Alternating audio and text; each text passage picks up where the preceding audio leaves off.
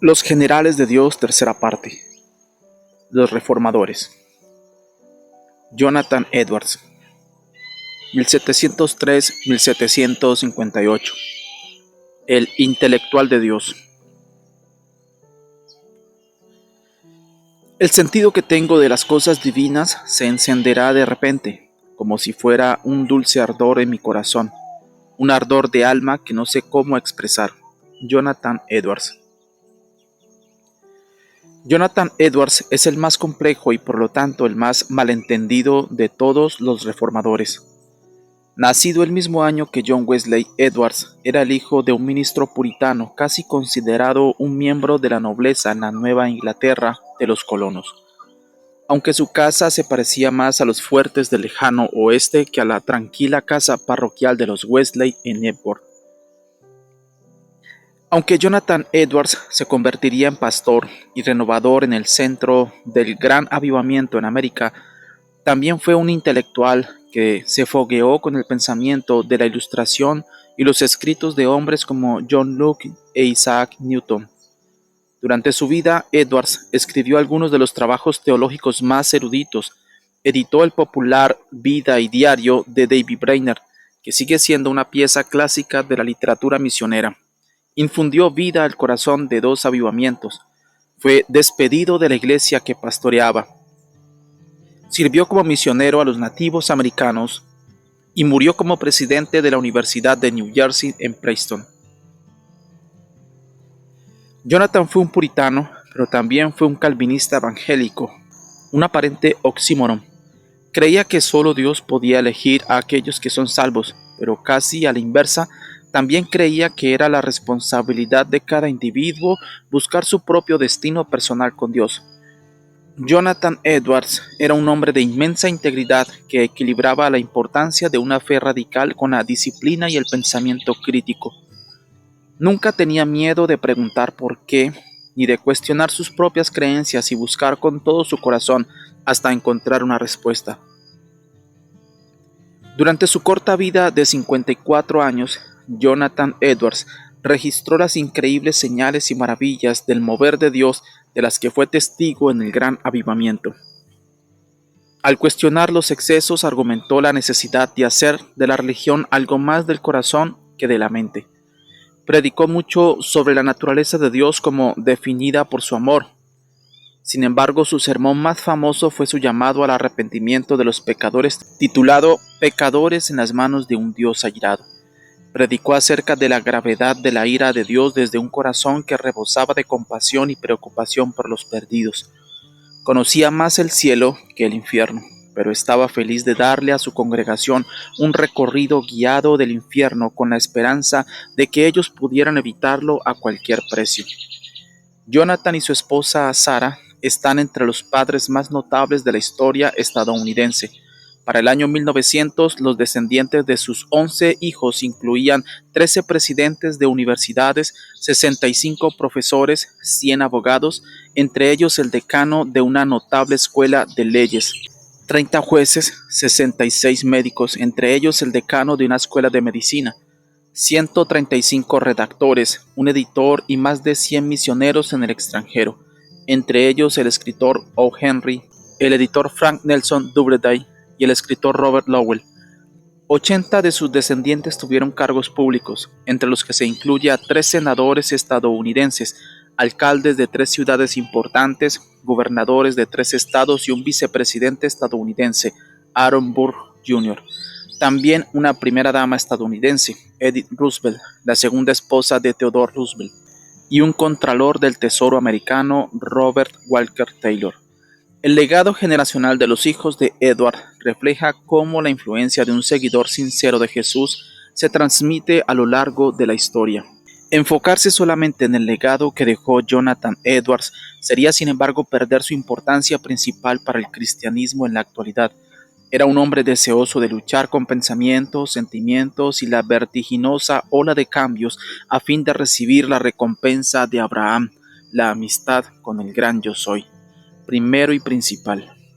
Jonathan Edwards era un hombre que buscaba conocer a Dios y esa búsqueda alcanzaba todo lo que deseaba. Inicios colonizadores. Jonathan Edwards nació el 5 de octubre de 1703 en East Windsor, Connecticut, de padres puritanos Timothy Edwards y Esther Stoddard.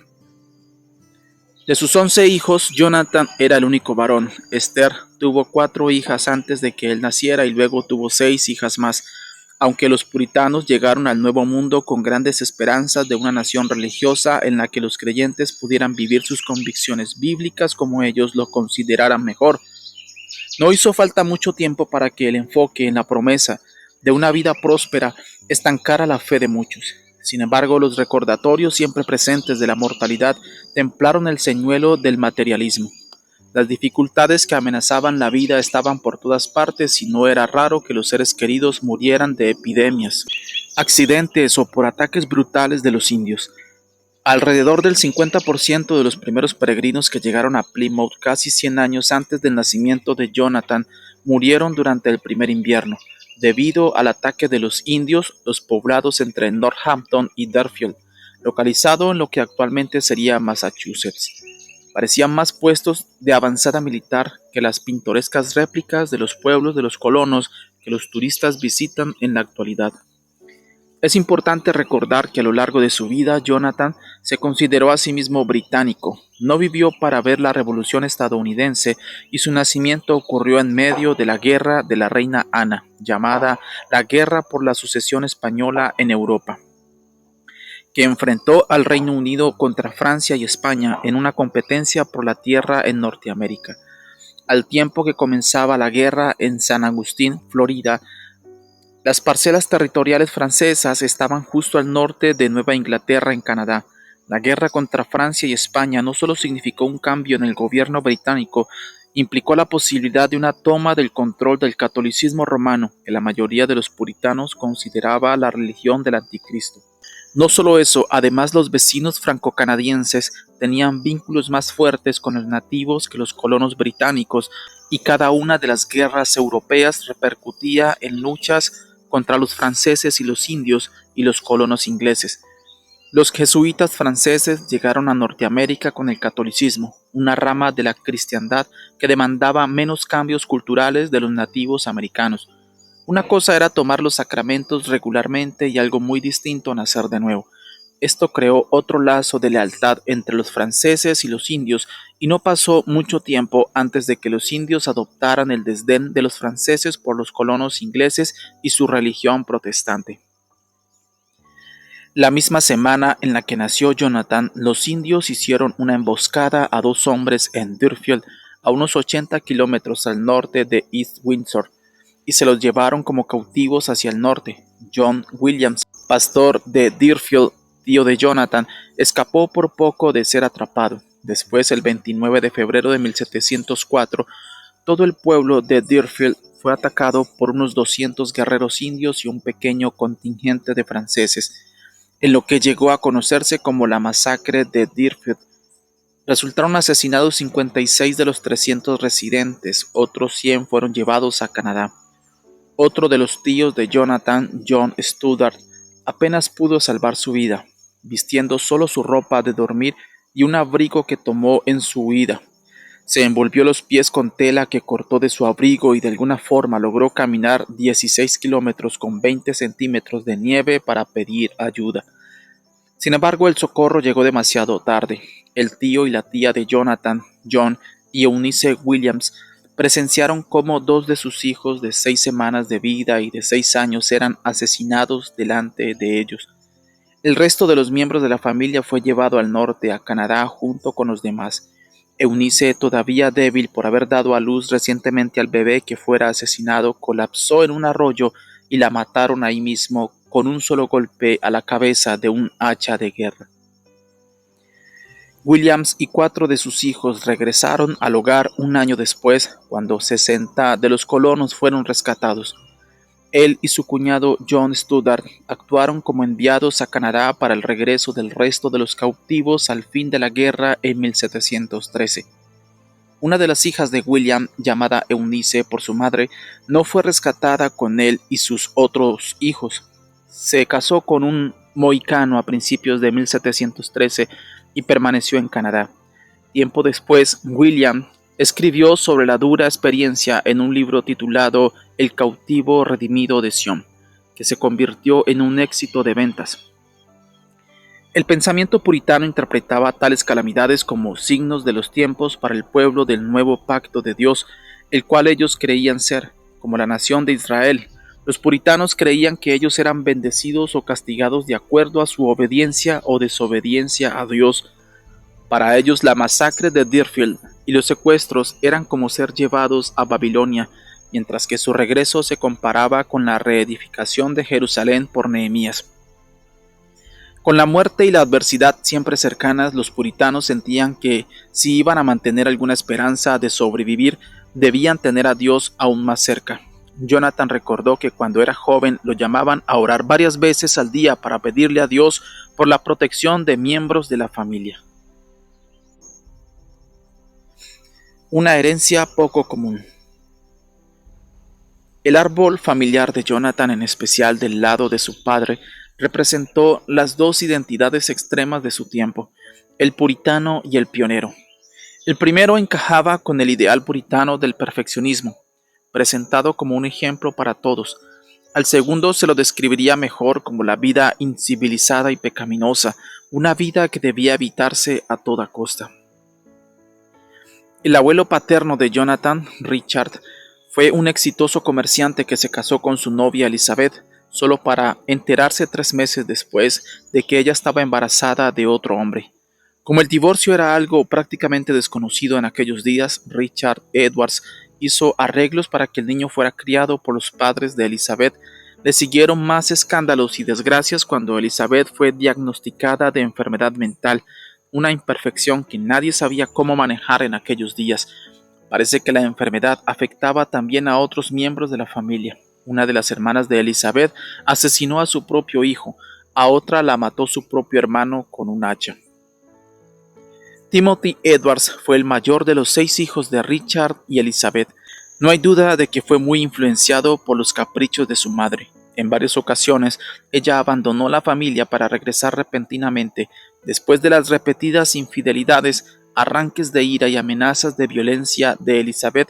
Una vez amenazó a Richard diciéndole que le iba a cortar la garganta mientras dormía. Richard finalmente apeló a las autoridades y trató de divorciarse de Elizabeth. Inicialmente su solicitud fue rechazada, pero después de varios años de más caos, apeló nuevamente y se le concedió el divorcio. Aunque el divorcio de Richard era legal, su hijo Timoteo pagó el precio en la comunidad de los puritanos, que rechazaba el divorcio a pesar de su legalidad. Timothy fue expulsado misteriosamente de Harvard, donde se había estado preparando para el ministerio. Todo lo que sabemos es que una marca siniestra se había puesto justo a su nombre en la columna de castigos severos de los registros de Harvard. Algunos consideran que el tiempo se corresponde con la petición de divorcio de su padre. Con perseverancia, una virtud puritana y una característica de la familia Edwards, Timothy continuó sus estudios ministeriales con un tutor privado. Harvard reconoció después sus logros y le otorgó el título. La esposa de Timothy, Esther Stoddard Edwards, creció en el hogar del gran Solomon Stoddard, un famoso ministro puritano que era tenido en tan alta estima que muchos lo llamaban el papá del Valle del Río Connecticut. Como la hija de tan respetado ministro, Esther fue presentada a muchas de las personas más influyentes de Nueva Inglaterra y tuvo el privilegio de recibir la educación de mayor calidad que estaba disponible para una mujer en aquella época. Quizás haya sido su amor por los libros y por el aprendizaje lo que la ayudó a estimular el apetito de su esposo por el conocimiento, lo cual preparó a Jonathan Edwards para que se convirtiera en uno de los mayores intelectuales de su tiempo. Absorto en Dios. En aquellos días el pastor local a menudo servía como el maestro y Timothy Edwards no fue la excepción. Tener a su padre tanto como su pastor como su maestro jugó un papel significativo en despertar el joven corazón de Jonathan para Dios. Durante los tempranos años de educación en el hogar, Edwards aprendió griego, hebreo y latín. También describió en su diario cómo, cuando era niño, solía pasear en los campos que rodeaban su hogar y sentía la majestad de Dios en todo su alrededor. Jonathan fue siempre un hombre al que le gustaron los libros, pero nunca dejó que el estudio interior monopolizara su tiempo. Ya de niño, Jonathan debe de haber sentido el llamado de Dios para su vida. Anotó en su diario que a menudo les hablaba acerca de Dios a otros niños de su edad y que juntos construyeron un lugar en el bosque en el que podían orar. Escribió que durante meses él y los otros niños iban allí hasta 5 veces al día para buscar a Dios. Uno puede sentir el arrepentimiento expresado en sus memorias. Con el tiempo, el niño de 9 años perdió por completo esos afectos y placeres y regresó como un perro a su vómito y continuó en caminos de pecado. Jonathan continuó su búsqueda del conocimiento inscribiéndose a los 13 años en el Collegiate School de Connecticut, que posteriormente se convertiría en la Universidad Yale. Mientras estudiaba para el ministerio, Jonathan devoraba libros en la biblioteca más grande de la zona, leyendo trabajos no solo referentes al ministerio, sino también de muchos campos distintos. Se graduó en 1720 como el primero en su clase, pero permaneció durante 2 años más para obtener el grado de maestría. Da la impresión de que Jonathan puso a un lado su anhelo previo por Dios hasta su último año en Yale, cuando a la edad de 16 tuvo una experiencia cercana a la muerte. Según lo que relató en su diario, se enfermó gravemente de pleuritis y estaba aterrorizado de morirse sin estar adecuadamente preparado para la eternidad. Describió ese temible sentimiento como ser sacudido sobre el abismo del infierno, metáfora que reaparecería en su sermón más famoso. Aunque escribió que durante ese tiempo se entregó a Dios de una forma nueva, cuando se recuperó de toda su enfermedad, cayó nuevamente en sus viejos hábitos de pecado y continuó teniendo grandes y violentas luchas espirituales. Esa experiencia cambiante con Dios continuó a lo largo de sus años de formación. Uno puede comprender cómo la duda pudo haber reinado en su mente, considerando lo que su padre le había enseñado. Según Timothy Edwards, eran 3 los pasos específicos hacia la conversión. Primero, una convicción inicial o conciencia de Dios. Segundo, un sentimiento de falta de merecimiento y de estar separado de Dios. Y después, tercero, el arrepentimiento y, si Dios lo concedía, como lo creería un buen calvinista, por último, la salvación. Timothy Edwards tenía que estar muy convencido de que Dios le había otorgado la salvación. Jonathan le escribió una carta a su hermana en la que le decía que después de que su padre presentara esos pasos a su congregación, cientos en la iglesia habían respondido a un mover del Espíritu Santo en sus corazones, buscando una relación más estrecha con Dios. 30 personas habían hecho citas con Timothy para que él confirmara la validez de su experiencia, de las cuales solo a 13 se las aceptó como sinceras y se les permitió unirse a la iglesia. A Jonathan Edwards le costaba aceptar este proceso de probar la propia salvación. Su abuelo materno le había dicho una vez que sin lugar a dudas aquellos convertidos sabrían con seguridad que su experiencia era real. Debido a que las experiencias de Jonathan venían con luchas de incertidumbre, debe de haberse preguntado si Dios realmente le había otorgado la salvación. Aún así estaba determinado no solo a conocer con su mente al Dios de la Biblia, sino también a experimentarlo personalmente al máximo en su propio corazón. Nada menos que eso sería suficiente. Como alguien dijo de él alguna vez, no tenía término medio. Finalmente, en 1721, en un tiempo normal de estudio, la verdad de este pasaje superó su mente racional. Por tanto, al Rey eterno, inmortal, invisible, al único Dios, sea honor y gloria por los siglos de los siglos. Amén. Primera de Timoteo 1:17. Escribió: entró en mi alma y fue como si se hubiese diseminado a través de ella un sentido de la gloria del ser divino, un nuevo sentimiento muy distinto de cualquier otra cosa que yo haya experimentado antes. Pensé cuán excelente ser era, cuán feliz sería yo si pudiera disfrutar de ese Dios y ser envuelto con Dios en el cielo, como si fuéramos consumidos en él. A partir de ese momento, Jonathan decidió comprender a Dios y su palabra desde todos los puntos de vista, con la creencia de que cuanto más conocimiento se tiene de las cosas divinas, más oportunidad habrá. Cuando el Espíritu se infunda en el corazón de ver la excelencia de esas cosas y de probar su dulzura. A pesar de la oscuridad a su alrededor, Jonathan deseaba conocer el poder y la sabiduría de Dios, como también su dulzura. estaba completamente determinado a ayudar a otros a verlos también.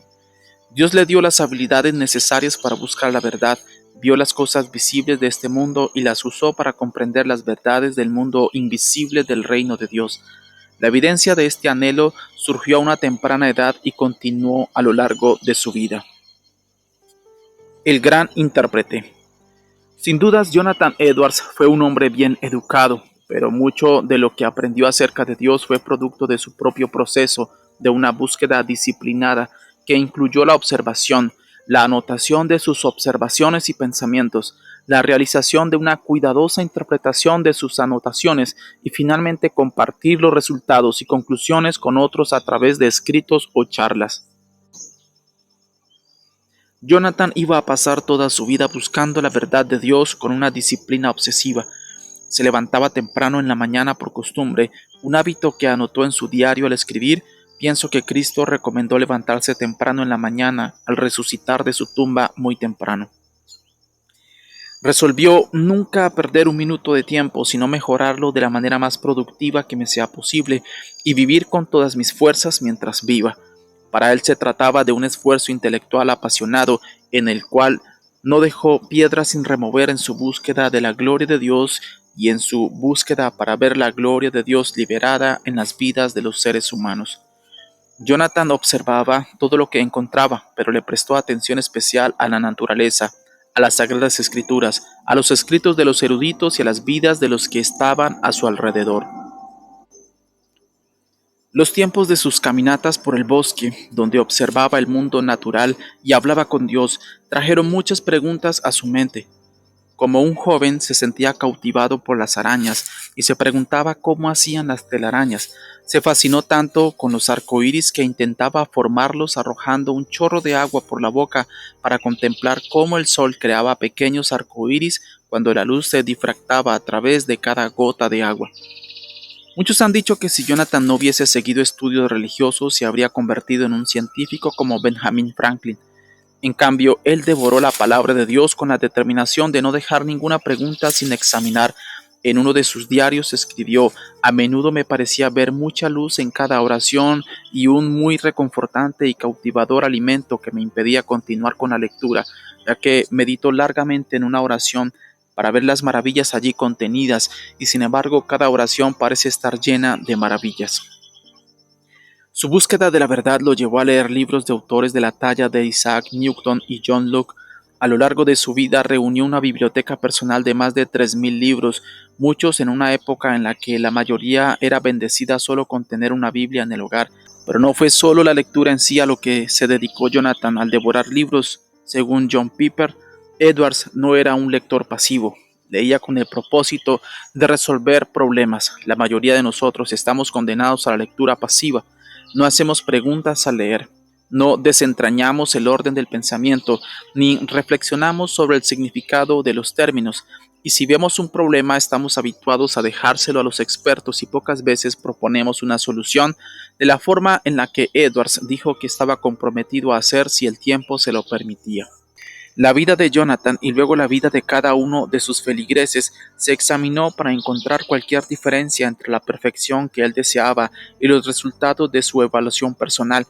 Prestaba especial cuidado de cualquier cosa que pudiera distraerlo, especialmente de las cosas espirituales.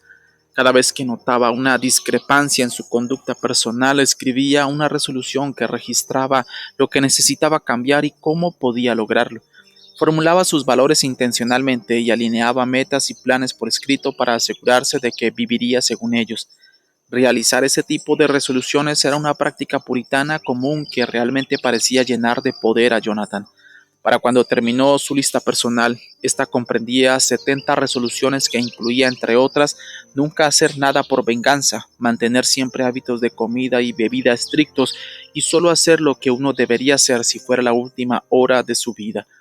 Uno de los compromisos más reveladores que se hizo a sí mismo fue la resolución número 11, en la que declaró: cuando pienso en algún teorema de la divinidad que hay que resolver, hacer de inmediato lo que pueda para resolverlo, si las circunstancias no lo impiden. Esta resolución podría ser una declaración de la misión de cualquier iglesia o ministerio en la actualidad. El psicólogo religioso.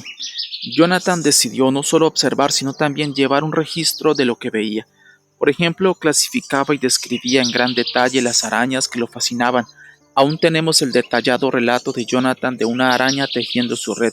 Como pastor era conocido por llevar siempre una pluma, tinta y pedazos de papel junto con alfileres cuando salía a cabalgar por el bosque. Esas cabalgatas eran un tiempo importante que tenía para pensar y hablar con Dios. Anotaba las ideas que tenía y las sujetaba con un alfiler en orden a su abrigo. Cuando llegaba a su casa, su esposa sacaba los alfileres de ese tablero de pensamientos, cuidando de mantenerlos en orden.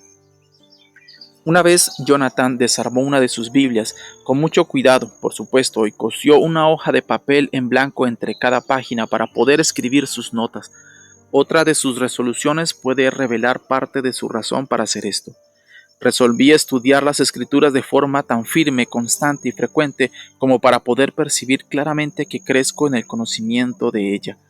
El estudio constante y profundo de las Escrituras era una forma de asegurarse que crecía según la exhortación del apóstol Pedro que escribió en su segunda epístola: más bien crezcan en la gracia y en el conocimiento de nuestro Señor y Salvador Jesucristo. Segunda de Pedro 3:18.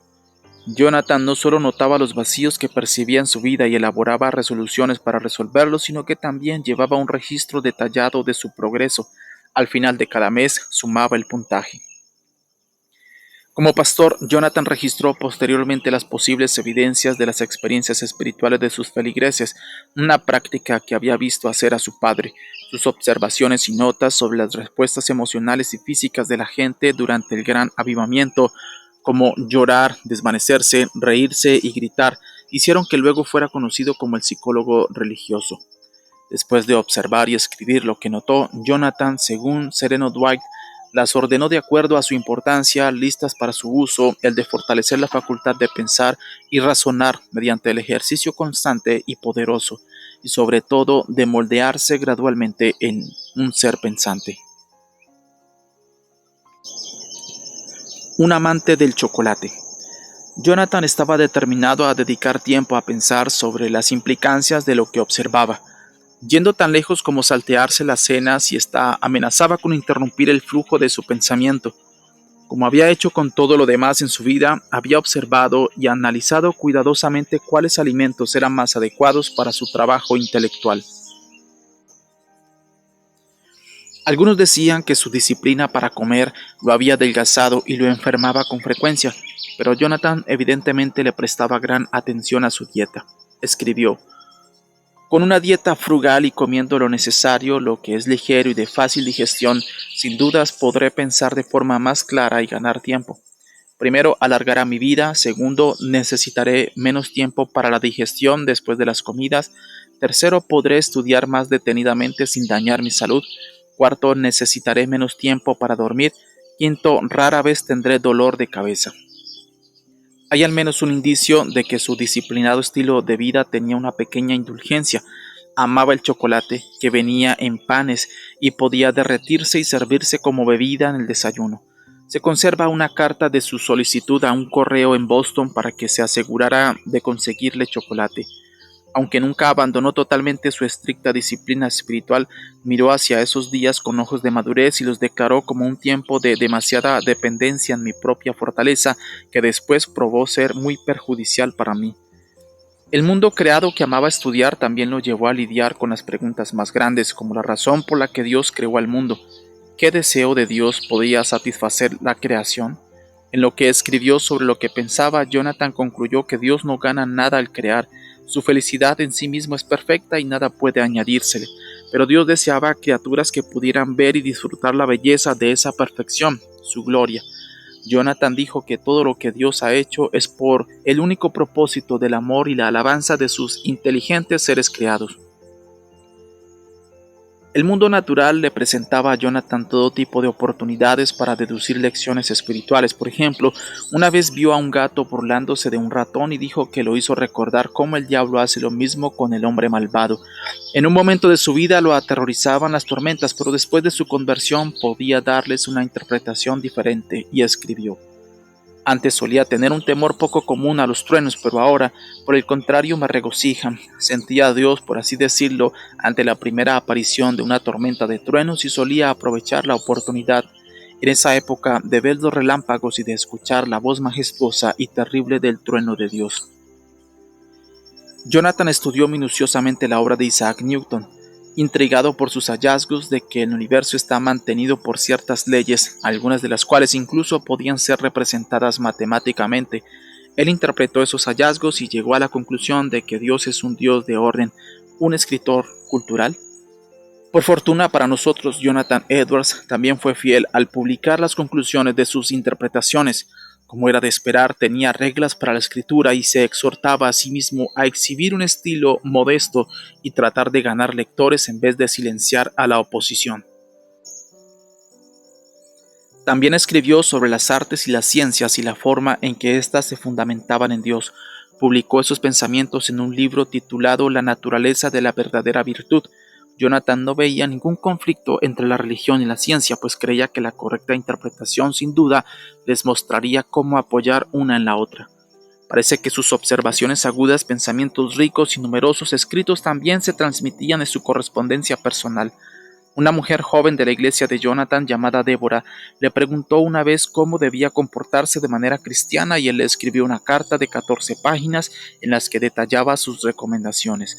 En tono amable le aseguró que aunque pecara, la sangre de Jesús cubriría ese pecado. También le advirtió que se cuidara del orgullo y la alentó a convertirse en ministro para otros de su misma edad. Esa carta fue publicada después como un folleto titulado Consejo a jóvenes convertidos.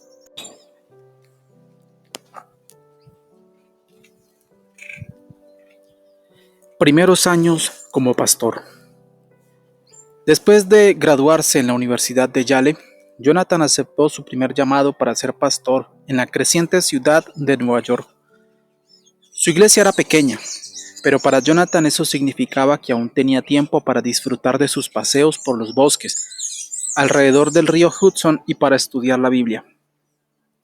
Él amaba a la congregación, pero no logró un apoyo adecuado de la iglesia, que tenía problemas financieros. Jonathan se vio obligado a volver a Connecticut. Su padre lo convenció de tomar un pastorado en Bolton, Connecticut, un trabajo que él realmente no deseaba. Después de unos pocos meses en el trabajo, Edwards se sintió aliviado al recibir una oferta para un puesto de profesor en la Universidad de Yale. Algunos pensaban que su razón para tomar el trabajo en Yale tenía que ver con la hija del pastor de allí, Sarah Pierpont. Jonathan tenía 20 años y ella apenas 13, pero él estaba embelesado y la describía en sus diarios como dulce y amada de ese gran ser. Pero ni siquiera esa motivación fue suficiente para superar su desaliento respecto a la situación en Yale. Había esperado con ansiedad el puesto docente, pero al no haber líder designado para la institución, se le pidió administrar, además de enseñar. No pasó mucho tiempo para que Jonathan se diera cuenta de que ese trabajo tan codiciado consistía en disciplinar a jóvenes obstinados y desenfrenados, una responsabilidad para la que no se sentía capacitado. Parece que esos jóvenes, que planeaban convertirse en miembros del clero, aprovecharon la libertad recién encontrada de hallarse lejos de su estricta crianza. Se dedicaron a beber en exceso y a menudo se involucraban en escándalos, lo que hizo que Jonathan se sintiera desgastado y deprimido. Algunos piensan que su depresión podría haberse debido a una enfermedad que sufrió durante esa época, mientras que otros creen que fue a la inversa. No obstante, la depresión obligó a Jonathan a permanecer en cama durante 4 meses, y distintas enfermedades prolongadas de una clase u otra lo perturbaron casi todos los años a partir de entonces. Jonathan debe de haberse sentido aliviado cuando su abuelo, el reverendo Solomon Stoddard, lo invitó a ser su pastor asistente en la congregación Church de Northampton, Massachusetts. Esa era la iglesia más grande de Nueva Inglaterra fuera de Boston, y Stoddard, de 80 años, necesitaba ayuda. Stoddard era un hombre de gran influencia, no solo en su propio pueblo y en la iglesia, sino también en toda la zona. Al igual que otros predicadores puritanos, enseñó que honrar a las personas con autoridad, incluso el clero, era crucial para la supervivencia y la prosperidad. Estar en desacuerdo con el reverendo Stoddard debe de haber parecido algo similar a estar en desacuerdo con Dios mismo. En cierta ocasión incluso llegó a declarar que Dios castigaba a Nueva Inglaterra porque su gente violaba sus mandamientos. Stoddard describió a las personas de su congregación de esta manera: vivimos en una era corrupta y multitudes de hombres se toman una libertad licenciosa en su manera de beber y vestir, en sus compañías, entretenimiento y conversaciones desagradables. Stoddard creía que el propósito del evangelismo era aplacar la ira de Dios y que ese era el único medio de traer bendición a su pueblo. El fracaso de los colonos de evangelizar a los indígenas trajo castigo, dijo, y agregó que cualquier paso positivo que los colonos dieran en dirección a los aborígenes debía darse con la esperanza de apaciguar a Dios. El abuelo de Jonathan mantenía opiniones férreas acerca de la mayoría de las cosas. Despreciaba la moda del momento de los hombres de usar pelucas. Para él, las pelucas hechas para los hombres los hacían parecer como si estuvieran más dispuestos a cortejar a una dama que a poner en sus corazones el valioso interés por el reino de Dios. Sí había algunos puntos sobre los cuales Jonathan y su nuevo superior no estaban de acuerdo, en su mayoría los relacionados con la membresía de la iglesia y la comunión. A diferencia de su abuelo, Jonathan creía que recibir la membresía de la iglesia y por ello tomar la comunión requería prueba de haberse convertido a las declaraciones de fe de la congregación. Solomon Stoddard enseñaba que cualquiera que profesara creer y cuya vida estuviera libre de escándalo podía convertirse en miembro de la iglesia y participar de la cena del Señor. Jonathan tomó la decisión de someterse a Stoddard mientras estuviera bajo su autoridad. Campanas de boda. Con su nueva posición como pastor y con el correspondiente salario apropiado para comprar tierra y un hogar, Jonathan podía ya formalizar el noviazgo con Sara. Se casaron el 20 de julio de 1727. Jonathan tenía 24 años y Sara 17. Sara usó un vestido de brocado de satén verde claro, una expresión exuberante de la celebración puritana del amor y el matrimonio. Este es un aspecto de la cultura puritana que está muy mal comprendido en la actualidad. Mientras que muchos en la era victoriana veían al cuerpo humano de forma negativa, la mayoría de los puritanos reconocían la maravilla de la creación de Dios en formas que para nosotros podrían incluso ser incómodas en la actualidad. El amor romántico entre un esposo y su esposa tenía un lugar respetado en la sociedad de la Nueva Inglaterra y la formación de un nuevo hogar era causa de regocijo para todos. Jonathan y su esposa eran considerados un buen equipo. Sara creció en una casa pastoral en la que aprendió a ser la esposa de un ministro. George Whitefield, el famoso predicador itinerante de Inglaterra, visitó una vez su hogar y dijo: "Nunca he visto a una pareja más dulce". Whitefield era soltero cuando los conoció y comenzó a orar para que Dios le diera una compañera como Sarah Edwards. Samuel Hopkins, aprendiz de maestro en aquel tiempo, recuerda: "Nadie que tuviera discernimiento podía conocer a la familia sin observar y admirar la perfecta armonía y el mutuo amor y estima que había entre ellos". Jonathan mismo dijo que la conversación de Sara lo entretenía, que su espíritu alentaba su vida espiritual y que su presencia le daba paz. Tenía gran respeto por lo que su esposa pensaba, así que cada noche le leía lo que había escrito ese día y escuchaba su respuesta antes de hacer juntos las devociones. Jonathan y Sara tuvieron 11 hijos: Sara, Jerusha, Esther, Mary, Lucy, Timothy, Susana, Eunice, Jonathan, Elizabeth y Pierpont. Todos vivieron hasta la edad adulta, lo cual era extremadamente raro en aquel tiempo. Existía cierta broma que circulaba entre la gente de Northampton acerca de los primeros 4 nacimientos. El folclore de la época sostenía que un niño nacía el mismo día de la semana en que había sido concebido y los 4 primeros hijos nacieron el domingo. Todas las noches, Jonathan pasaba una hora hablando con sus hijos antes de regresar al estudio. Según el decir general, era estricto pero cariñoso. Todos tenían que estar de regreso en el hogar a las 9 de la noche. Cuando sus hijas tuvieron la edad suficiente como para ser cortejadas, no se les permitía a los pretendientes invadir lo que se consideraba el descanso y sueño apropiados, ni la religión ni el orden de la familia. Muchos han comentado la visible influencia de tantas mujeres, incluidas su esposa e hijas, sobre Jonathan. Además de sus 10 hermanas con quienes se mantuvo muy unido, Jonathan también conoció el fuerte lazo de admiración mutua entre su padre y su madre. La alta estima en la que obviamente tenía a la mujer, sin duda, comenzó allí. Según su biógrafo George Marsden, las cartas del padre de Jonathan, Timothy Edwards, a su esposa Esther estaban llenas de amor por ella y sus hijos. Timothy también predicaba que el amor de un esposo por su esposa debe ser algo singular y peculiar, que demuestre el honor y el respeto que ella merece. No debe actuar de forma autoritaria ni arrogante, sino de una manera amorosa con el debido respeto a su esposa. Las hermanas de Jonathan fueron educadas para ser pensadoras independientes. Todas asistieron a la escuela para señoritas, el equivalente femenino a la universidad de aquellos días. Timothy Edwards se aseguró de que sus hijas se desarrollaran tanto intelectual como espiritualmente. Una hermana, Hannah, no se casó hasta los 30 años, elección nada común en esa época. Era pretendida por 2 hombres, uno de los cuales le construyó una casa y grabó sus iniciales en la repisa de la chimenea. Ella rechazó ambas ofertas y con el tiempo se casó con otro hombre.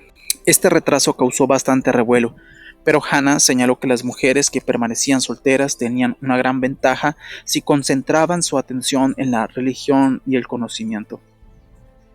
Terremoto para arrepentimiento. Un año después de que Jonathan se convirtiera en pastor asistente en la iglesia de su abuelo en Northampton, toda Nueva Inglaterra sufrió el gran terremoto de 1727. Según algunos relatos, se inició con un destello de luz, seguido de ruidos y sacudidas que duraron toda la noche.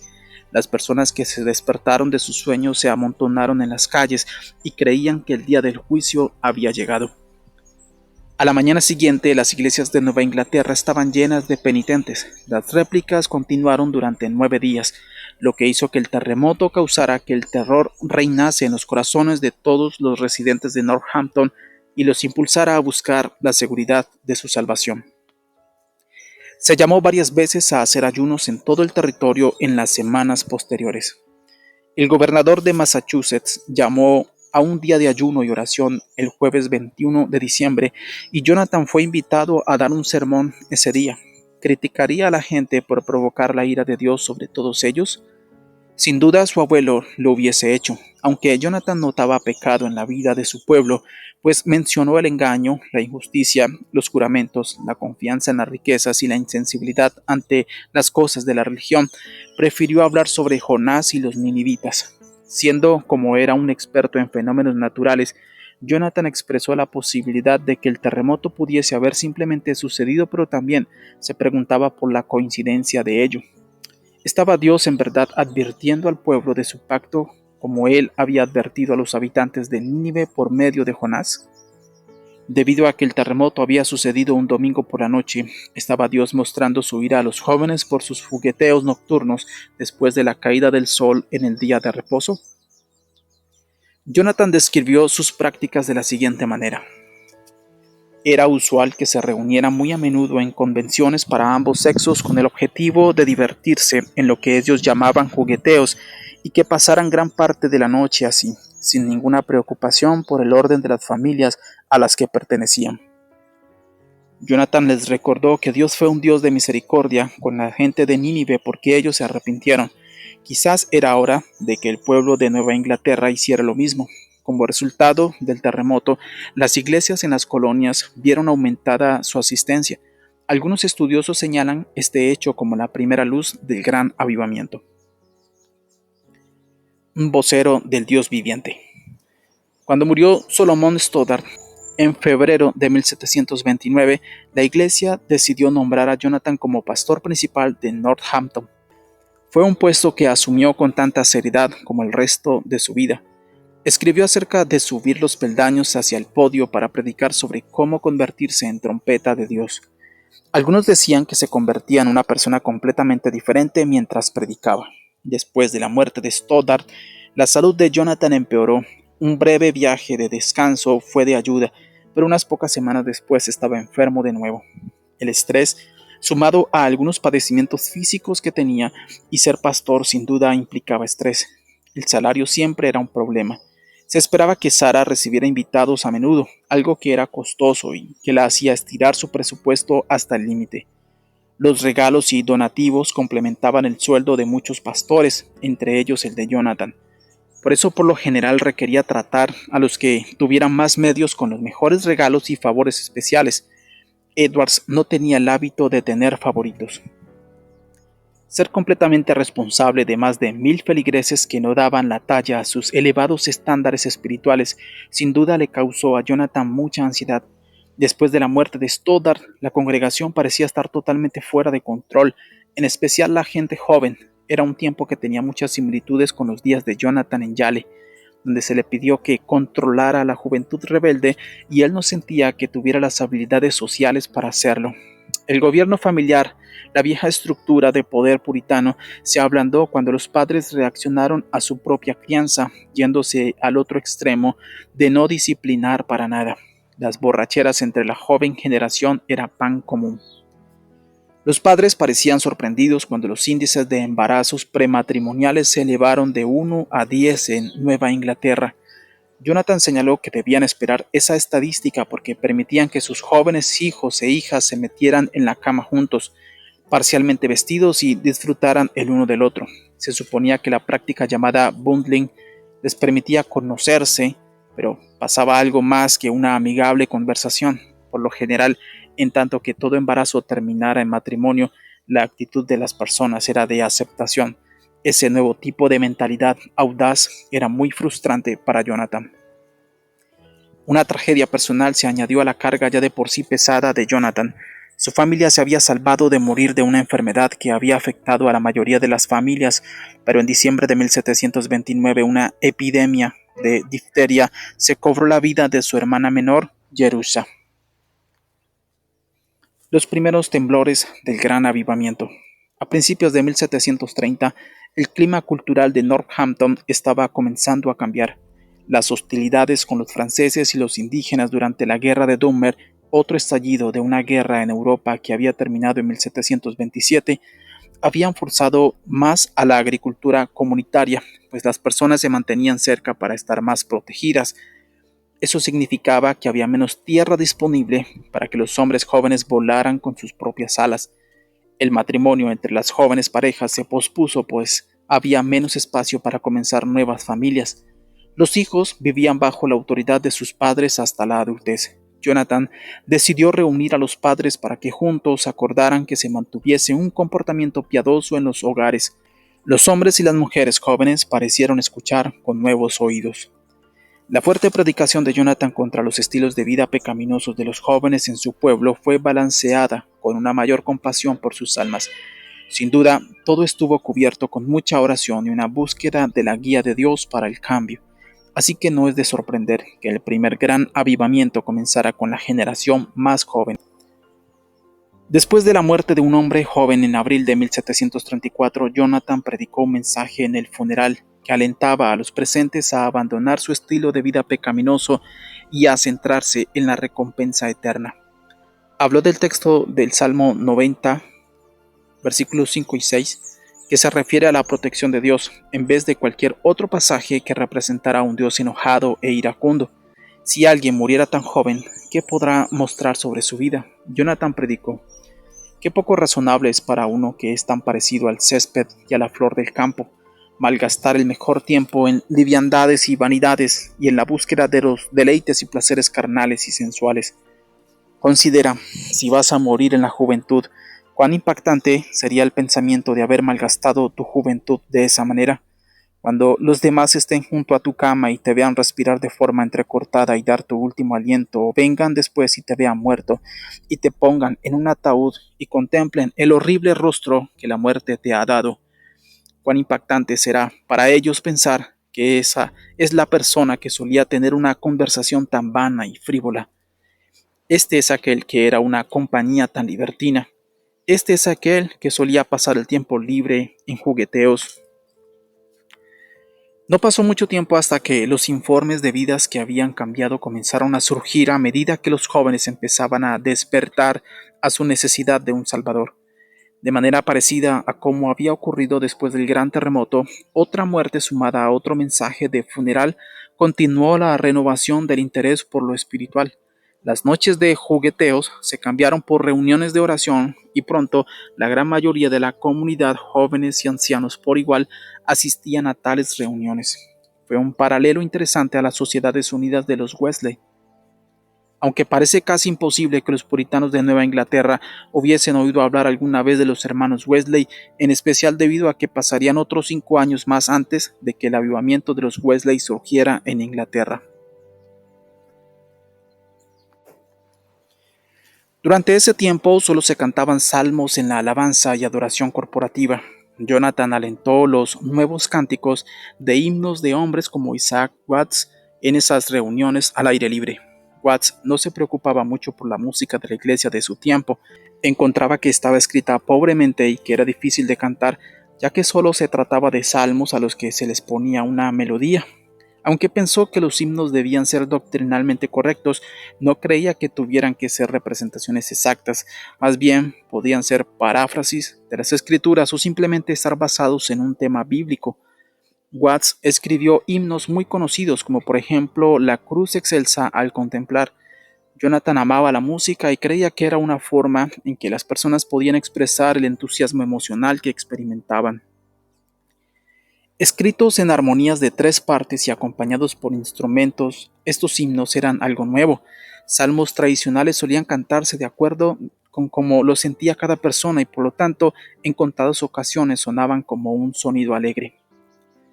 El avivamiento creció aún más cuando una joven mujer conocida como una de las más grandes frecuentadoras de toda la ciudad fue a ver a Jonathan para contarle la historia de su conversión.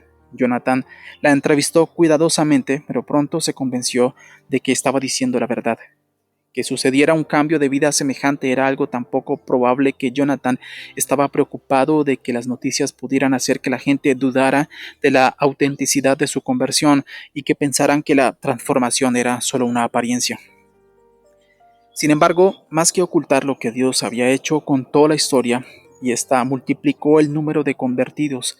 A los pocos días, un puñado de personas tocaron a su puerta con historias de conversión similares.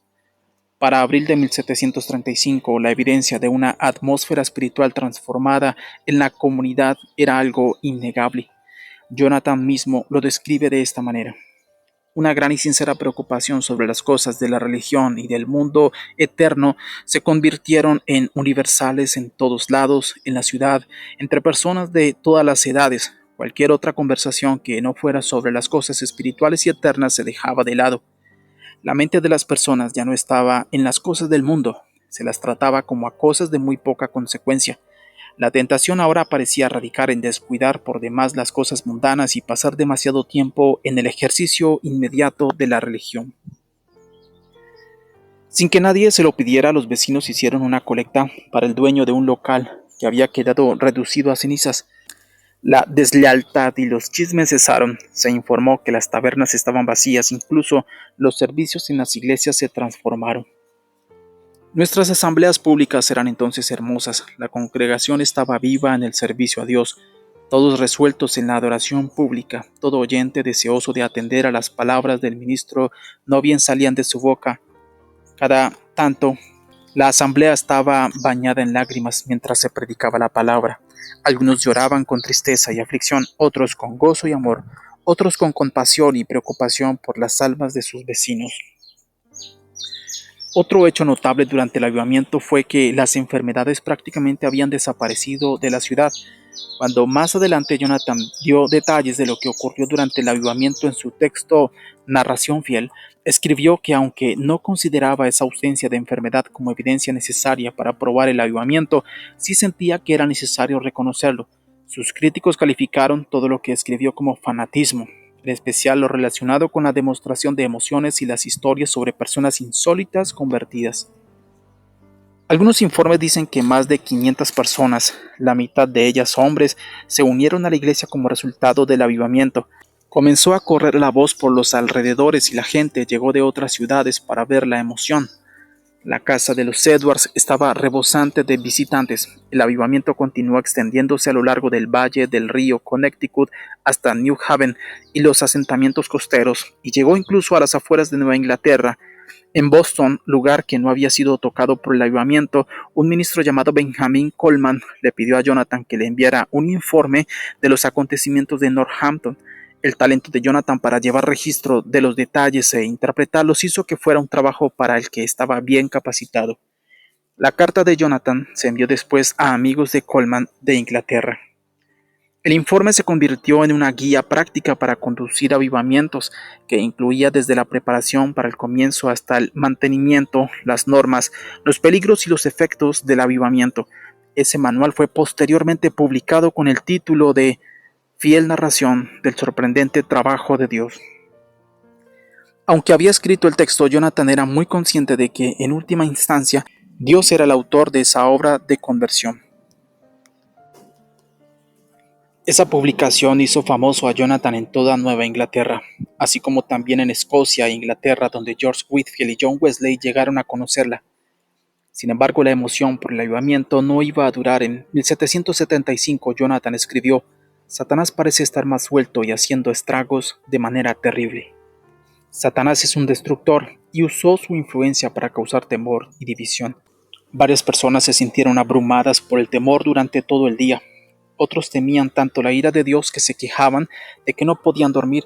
Incluso hubo informes sobre una invasión de cuervos que llenaron el aire con fuertes graznidos y que se posaron en los techos de los hogares. Una epidemia arrasó el valle y mató a 99 personas en un solo pueblo, 81 de las cuales eran niños. 2 personas de otra ciudad enloquecieron. La propia familia de Jonathan se vio afectada. Joseph Hawley, marido de Rebecca, tía de Jonathan, era un respetable hombre en la ciudad. Es de comprender que fuera muy conmocionante descubrir que se había cortado el cuello. Cuando ese incidente sucedió, Jonathan ya le había escrito el informe formal a Coleman, pero todavía no lo había enviado. Sintió que omitir esa información sería engañoso, por lo que abrió el sello y se le añadió el relato, junto con una nota en la que refería que su tío era mentalmente inestable. Jonathan le recordó al pueblo que tenía un enemigo poderoso que era muy real y que ese enemigo estaba decidido a destruir a cada uno de sus integrantes. Finalmente su salud dio un giro negativo y se retiró a un descanso prolongado. El mover del espíritu en Northampton y en el valle de Connecticut, que había comenzado en 1734, terminó durante el verano de 1735. El gran avivamiento hace erupción. Para marzo de 1737, la condición espiritual de la congregación de Jonathan era fría otra vez. Él describió que las personas tenían un anhelo por las posesiones de esta vida, y notó que había vuelto el intenso espíritu festivo. Comenzó a orar nuevamente por un avivamiento.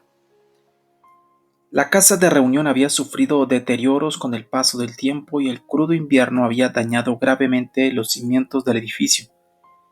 Cuando Jonathan comenzó a dar el sermón en una casa llena, el balcón se desprendió de su base y cayó sobre la gente que estaba abajo, en su mayor parte mujeres y niños. Las personas gritaban y lloraban, pues todos creían que iba a haber un gran número de muertos debajo de los escombros. Sin embargo, cuando los removieron, no encontraron a nadie muerto. Aunque sí habían sufrido cortes y lastimaduras, todos estaban vivos. Ninguno se había quebrado un hueso siquiera. Jonathan tuvo la esperanza de que la señal de Dios conmoviera sus corazones otra vez hacia las cosas espirituales. Llamó a la advertencia uno de los casos más impresionantes de protección divina que tal vez se haya conocido en el territorio. Desafortunadamente, las personas no se conmovieron por lo sucedido. En una carta al reverendo Coleman de Boston, Jonathan compartió la desilusión que sentía de que, a pesar de que la gente parecía agradecida por la misericordia de Dios, no tuvo en ningún modo el efecto que cosas 10 veces menos importantes habían tenido 2 o 3 años antes. En tanto que la gente de otros lugares del mundo se regocijaba al leer sobre las bendiciones que tenían lugar en Northampton, Jonathan se sentía avergonzado de que la ciudad asentada sobre un monte hubiera caído en decadencia. A finales del invierno de 1737, Jonathan comenzó a predicar una serie de 3 sermones que esperaba que pudieran llevar los corazones de la gente de nuevo a Dios.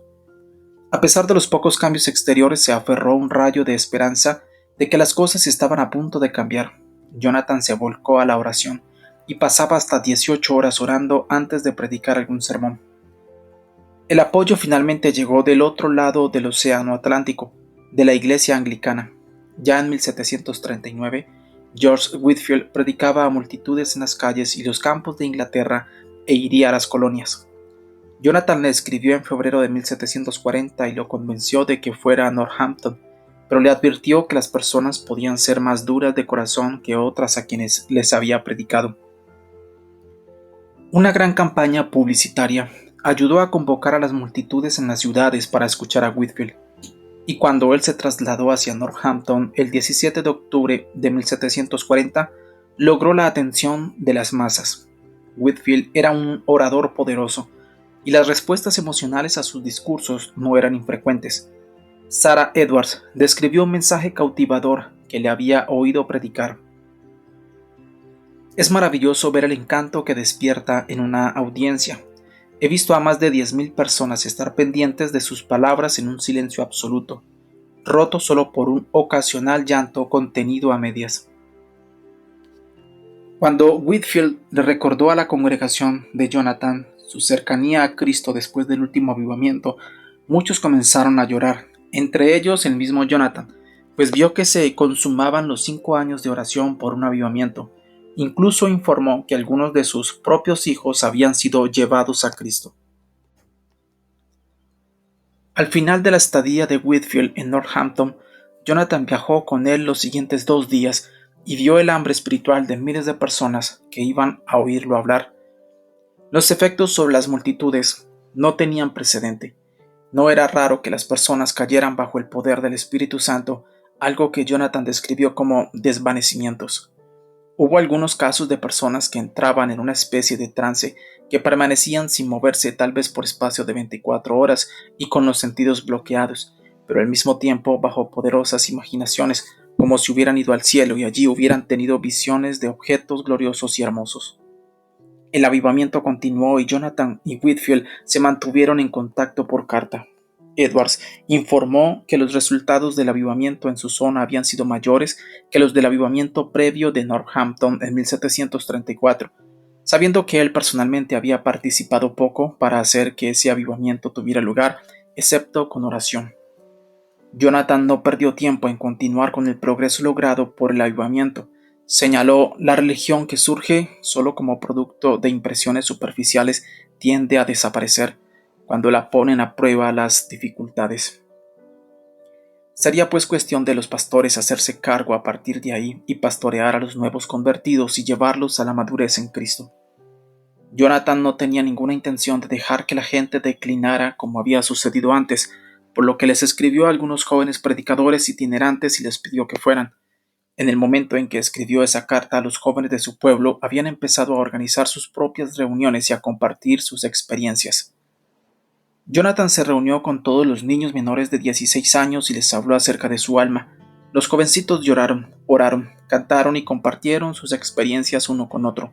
Más adelante, Jonathan tuvo una reunión similar con jóvenes de entre 16 y 26 años de edad y también estuvieron muy conmovidos. Algunas reuniones duraron toda la noche, pues la juventud estaba muy abrumada por la emoción. Pecadores en manos de un Dios airado. El miércoles 8 de julio de 1741, Jonathan se encontraba entre un grupo de predicadores en Enfield, cerca de la frontera entre Massachusetts y Connecticut, para ministrar a un gran número de personas que preguntaban acerca de cómo ser salvo. El avivamiento ya se estaba gestando en la zona. En el asentamiento cercano a Suffield se habían agregado 95 personas a la membresía el domingo anterior, pero todavía no había alcanzado a Enfield.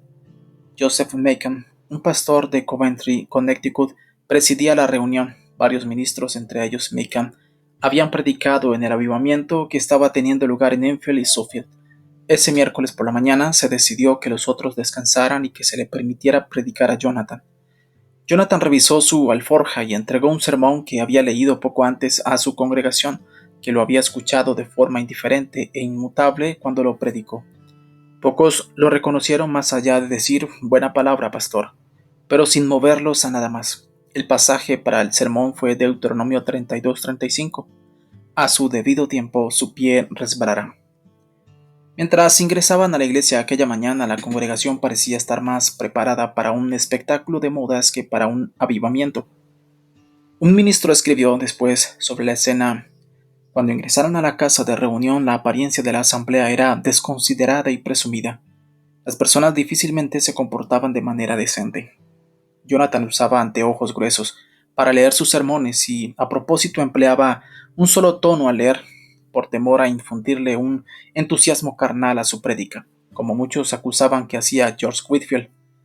Las personas dijeron que su estilo al predicar ese día había sido sencillo, natural y muy solemne. No tenía una voz fuerte y alta, pero se presentaba con tal seriedad y solemnidad, y hablaba con tanta claridad y precisión. No hacía muchos movimientos con la cabeza ni con las manos.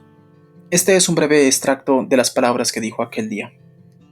Su maldad los hace pesados como el plomo. Se inclinan hacia abajo con mucha presión y peso hacia el infierno. Hay nubes negras de la ira de Dios sobre su cabeza, una tormenta terrible y un gran trueno.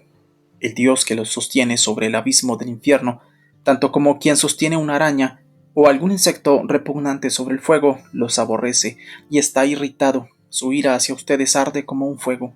No los ve como dignos de otra cosa que para ser echados al fuego. Es muy puro de ojos como para tener que soportar tenerlos ante su mirada. Son 1000 veces tan abominables ante sus ojos como la serpiente más venenosa es ante los nuestros.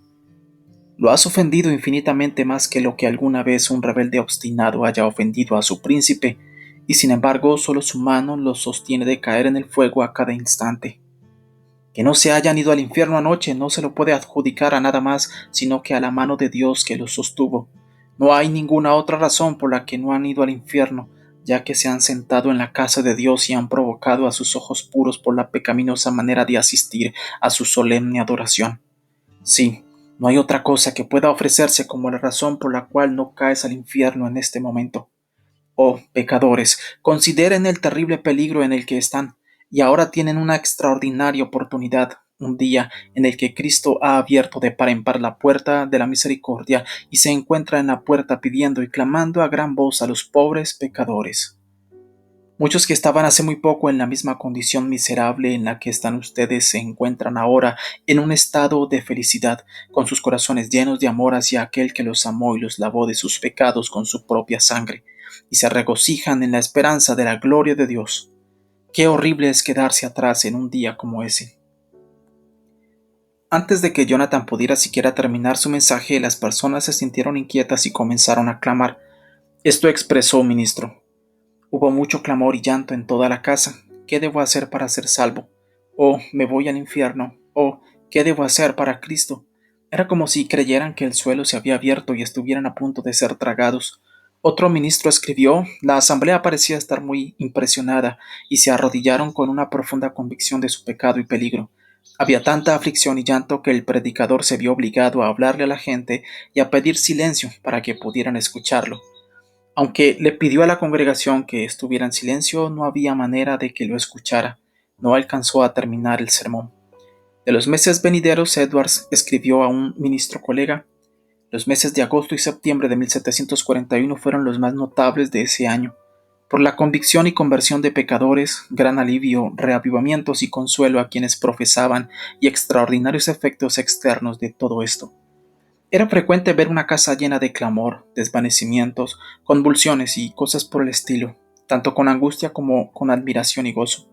No era costumbre allí que las reuniones duraran toda la noche como en otros lugares y tampoco que lo hicieran hasta altas horas de la noche, pero muy a menudo algunos se sentían tan afectados y sus cuerpos tan abrumados que no podían irse a su casa y se veían obligados a permanecer toda la noche donde estaban. La esencia del ministerio de Jonathan. Es lamentable que a pesar de la importancia de este sermón para el gran avivamiento, tomado por sí solo, distorsiona mucho la verdadera base del movimiento y de la esencia del ministerio de Jonathan. Aunque Edwards fue siempre un hombre serio y no tenía temor de llevar a las personas al infierno con la esperanza de permitirles pasar la eternidad en el cielo, su ternura también debe ser recordada. En un sorprendente contraste con su sermón más famoso, la mayor parte de los demás sermones de Jonathan se centran sobre todo en el amor de Dios y en el contemplar de su belleza. Con sinceridad deseaba que todas las personas conocieran la bondad de Dios y su poder salvador. La segunda obra famosa y tan publicada, Consejo a los Nuevos Convertidos, aunque mucho menos recordada, muestra la verdadera esencia de su ministerio. En ese libro escribió cosas como estas: aconsejamos a las personas con convicciones que sean en extremo sinceras respecto del reino de los cielos, porque cuando han alcanzado la conversión no deben ser menos atentas, laboriosas y sinceras en toda la obra de la religión, sino más porque están ante mayores obligaciones. Por carecer de ello, pocos meses después de su conversión, muchas personas han comenzado a perder el sentido dulce y alegre de las cosas espirituales y a volverse frías, apagadas y oscuras. No dejen de tener el mismo vigor, empeño y oración por las mismas cosas por las que nosotros exhortamos a los inconversos a esforzarse y al grado que han alcanzado en la conversión. Por lo tanto, oren para que sus ojos sean abiertos, para que reciban la vista, para que puedan conocer y ser llevados a los pies de Dios, y que puedan ver la gloria de Dios y de Cristo, que puedan ser levantados de entre los muertos y tener el amor de Cristo derramado en sus corazones, que puedan emitir un juicio crítico sobre sus condiciones espirituales. Consideren siempre que sus mejores conversaciones y experiencias sean las que produzcan los siguientes dos efectos. Primero, las conversaciones y experiencia que los hacen menores, más como niños pequeños. Y segundo, las que comprometen y establecen sus corazones para tener la disposición plena y firme de negarse a sí mismos por Dios y de ser usados por Él. También hay que reconocer que en este sermón los pecadores todavía se encuentran en manos de Dios y que, si bien Dios está enojado con su pecado, su misericordia es que no caigan en el hoyo. A pesar de que la ira de Dios se encendió, su misericordia detendrá el juicio hasta el último segundo posible, con la esperanza de que el pecador se vuelva a Cristo para el perdón que Él ganó en la cruz. Esta yuxtaposición hubiera sido el tipo de gimnasia intelectual que a Jonathan le hubiera encantado, lo que hace de pecadores en las manos de un Dios airado un perfecto reflejo del Dios de amor con el que Jonathan estaba tan obsesionado. A continuación, Jonathan afirmó que el gran avivamiento produjo un cambio notorio y general en Nueva Inglaterra. Al menos el 10% de la población afirmaba ser convertida. Sin embargo, no fue sin mucha oposición. Los años siguientes los dedicó a defender los avivamientos y a conducir su propia campaña de predicación en toda la región. La guerra de las viejas luces contra las nuevas luces. A medida que el gran avivamiento se extendía por las colonias, las opiniones estaban divididas respecto a considerar si el mover era de Dios o no. Los que se aferraron a la adoración tradicional y a las prácticas religiosas de las iglesias que excluían el espíritu y la emoción del avivamiento comenzaron a ser conocidos como viejas luces, y los que abrazaron esas manifestaciones como el mover de Dios fueron llamados nuevas luces. Jonathan, en cierto modo, pudo explicar el avivamiento con doctrina y un análisis cuidadoso que llamó la atención de las viejas luces, pero todavía aceptando el hecho de que las obras sorprendentes eran verdaderamente de Dios. La capacidad de Dios para moverse en el corazón, la mente y la iglesia de Jonathan Edwards, y a través de estos fue en gran parte debido al corazón humilde de Jonathan. Siempre estaba dispuesto a dejar que la verdad confrontara sus ideas, incluso si eso significaba cambiar de opinión sobre ciertos temas que había creído con firmeza antes. Su meta era ser cada vez más fiel al Evangelio de Jesucristo.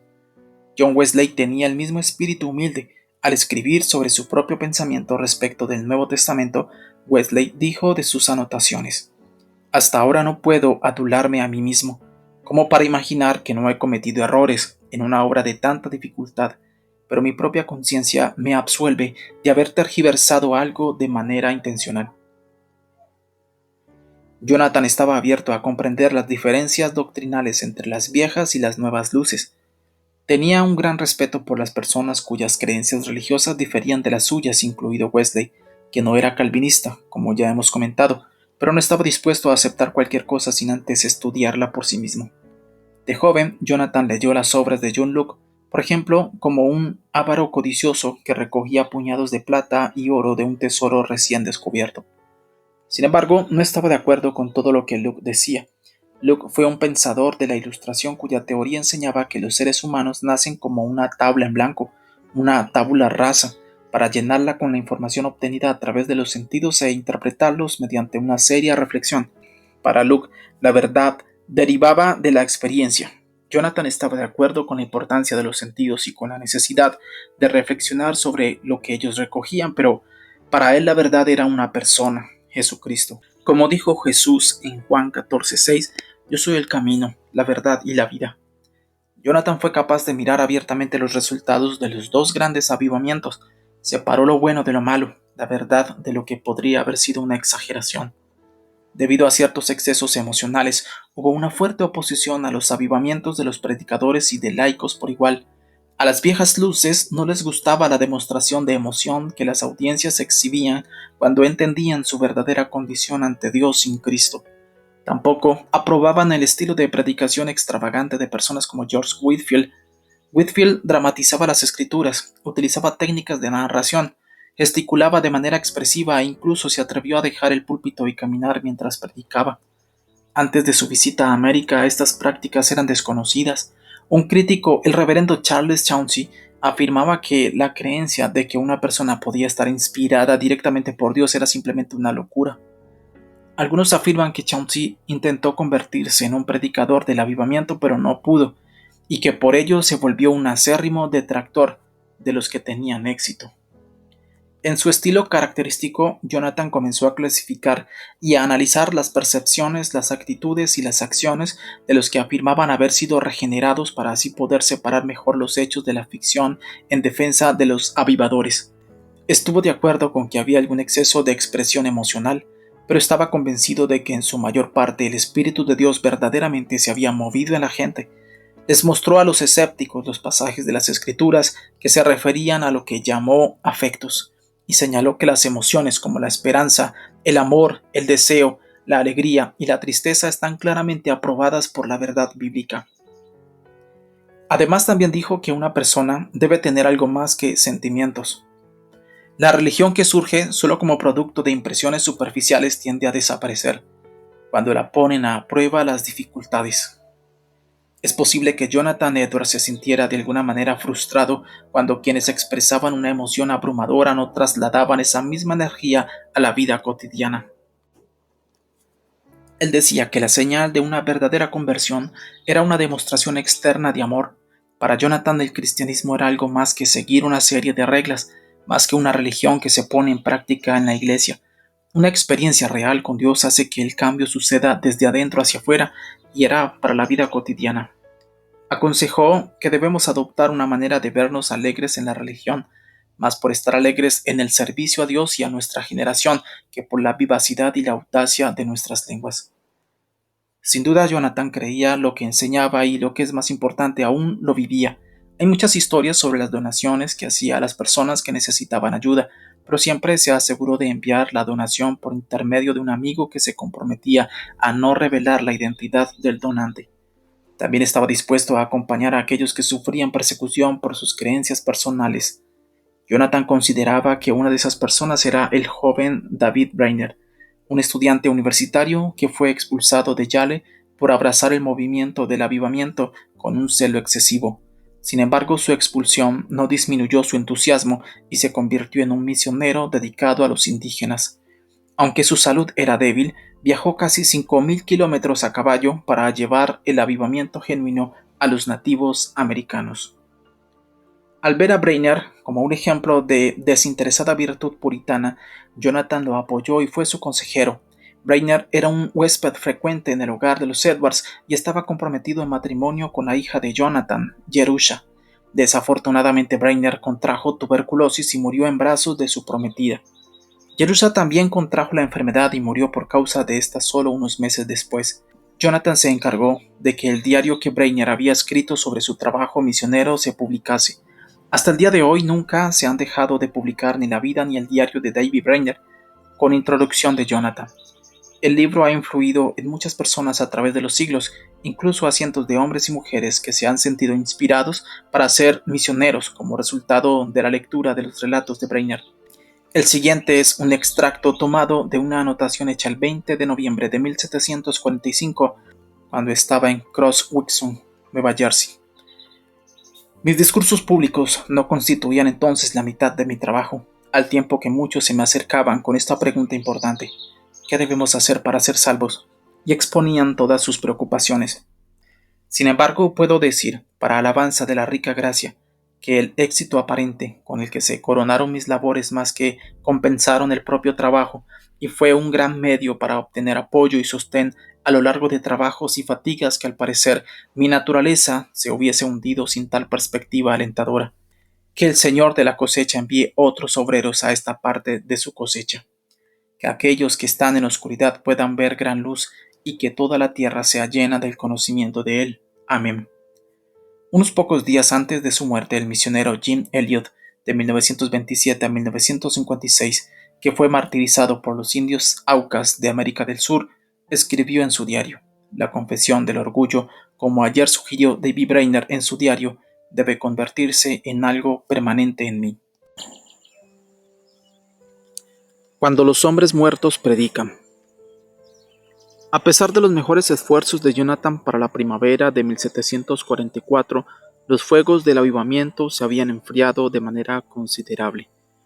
El emocionalismo de las reuniones había cobrado su precio a medida que las iglesias comenzaron a dividirse porque consideraban que el pastor era demasiado soso o formal, a diferencia del nuevo estilo extravagante de evangelistas como Whitefield. O por el contrario, las iglesias rechazaban los nuevos servicios más emotivos por considerarlos excesivos y contrarios a la voluntad de Dios. Además de esto, estaban los propios comentarios de Whitefield sobre el estado de las iglesias estadounidenses. Estoy verdaderamente convencido de que la generalidad de los predicadores hablan de un Cristo desconocido y que no sienten, y la razón por la cual las congregaciones han estado tan muertas es porque a ellas les predican hombres muertos. Aunque los comentarios de Whitefield eran exactos, no se ganaban simpatías entre quienes abrazaban la cristiandad de la alta iglesia anglicana. Las líneas divisorias se marcaron bien entre las viejas luces, los ministros más tradicionales, y las nuevas luces, los que abrazaban las demostraciones en esos servicios como obra de Dios. El propio enfoque analítico de Jonathan para documentar el avivamiento tampoco parecía ayudar, al mismo tiempo que defendía la necesidad de la emoción como parte de la conversión, poniéndose de parte de las nuevas luces. También parecía estar convencido de que mucho de lo que pasaba era de hecho demasiado extremo y requería moderación, como expresaban las viejas luces. Sin embargo, ¿cómo podía uno diferenciar entre la extravagancia emocional que es de Dios de alguien que actúa solo para llamar la atención? De ese modo, el mover del Espíritu se apagó, ya que los dones extraordinarios del Espíritu, como las lenguas, la profecía, las sanidades y los milagros, fueran posiblemente ilusiones, y se suprimieron. La religión y las tradiciones de los hombres reemplazaron una vez más la voluntad de Dios.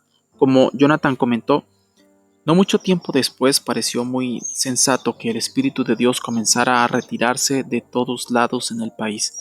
Sí, el Espíritu Santo siempre se retira sensatamente de los lugares en los que no es bienvenido.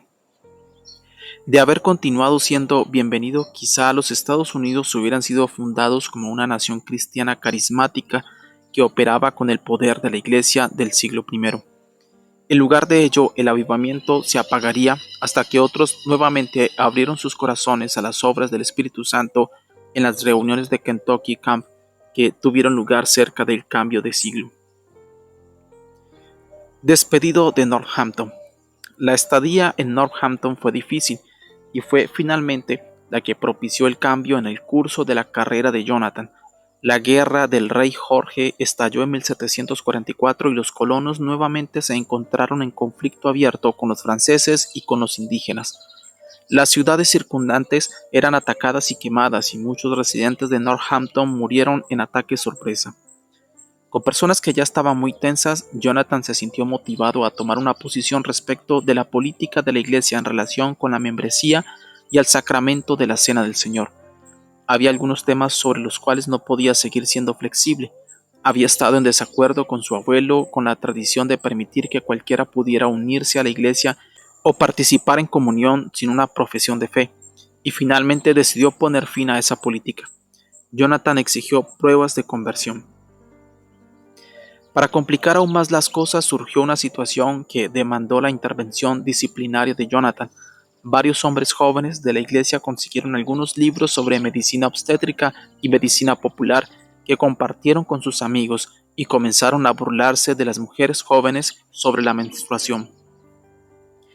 Después de investigar la situación, Edwards llevó las confesiones de 3 cabecillas ante un comité de hombres que accedieron a escuchar el caso, algo que era costumbre de la iglesia en aquellos días. Muchos pensaron que el asunto no se había manejado bien. Esa polémica, junto con la política aparentemente dura de Jonathan con respecto a aquellos a los que se les permitiría tomar la comunión, dio lugar a una fuerte oposición entre el liderazgo de la iglesia. Trató de calmar su irritación, pero sin éxito. En 1750, Jonathan Edwards fue despedido de su posición de pastor, cargo que había ocupado durante 23 años y 2 grandes avivamientos. Ministrar a los nativos americanos. Un pequeño grupo de la iglesia trató de convencer a Jonathan de comenzar otra iglesia en el mismo pueblo. Con una gran familia que mantener y un ingreso reducido para hacerlo, Jonathan debe de haberse sentido tentado con la idea. Sin embargo, como estaba más preocupado por el reino de Dios que por sus propias necesidades personales, Jonathan creyó que tal decisión podía causar una mayor división en el pueblo y rechazó la idea. No hay evidencia de amargura en el corazón de Jonathan. Continuó demostrando bondad y buena voluntad fraternal a todos. Un año después de haber sido removido como pastor, se le ofreció un puesto ministerial en la misión indígena en Stockbridge, a unos 100 kilómetros al oeste de Northampton. Aunque era un puesto más bien por debajo de su posición, humildemente aceptó la oportunidad de ministrar entre los nativos americanos. Sus días en la misión le ofrecieron un estilo de vida simple, con mucho tiempo de tranquilidad para estudiar. Pasó largas horas en una habitación de 1,20 metros por 1,80, próximo a la chimenea de su hogar. Esos 6 años en Stockbridge resultaron un regalo de Dios que le permitió realizar sus mejores escritos teológicos, obra que se haría famosa a lo largo de los siglos siguientes. El papel que necesitaba para escribir era escaso, así que hacía cuadernos de trozos de papel que salvaba de cualquier cosa que encontrara.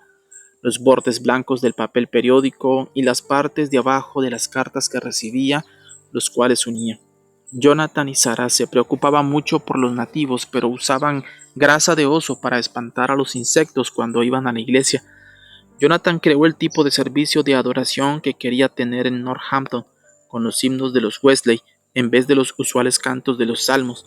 Alentaba a cantar en armonía, una práctica que le encantaba, y promovía el uso de las narraciones como una forma de enseñarles la Biblia a los niños. También fue un tiempo de reivindicación para Jonathan. Uno de los hombres que habían encabezado el ataque hacia él escribió una extensa disculpa en la que expresaba vergüenza por todo lo que había hecho. Sin embargo, quedan dudas de que Jonathan haya disfrutado de la eventual publicación de esa disculpa en el periódico Boston. Para entonces, la guerra francesa e indígena había comenzado y la familia Edwards estaba ocupada sirviendo cientos de comidas a las muchas personas que se refugiaron en el fuerte que se encontraba cerca. Sin embargo, otro giro de los acontecimientos estaba por conducir a Jonathan por un camino totalmente diferente. En septiembre de 1757, Jonathan recibió las noticias de que su yerno Aaron Burr había muerto de malaria a la edad de 41 años. Burr se había casado con la tercera de las hijas de los Edwards, Esther, el 29 de junio de 1752. Después de solo 5 días de noviazgo y de un compromiso que duró menos de un mes, habían estado viviendo en Nueva Jersey, donde Burr era rector del College de Nueva Jersey, ahora llamado Universidad Princeton.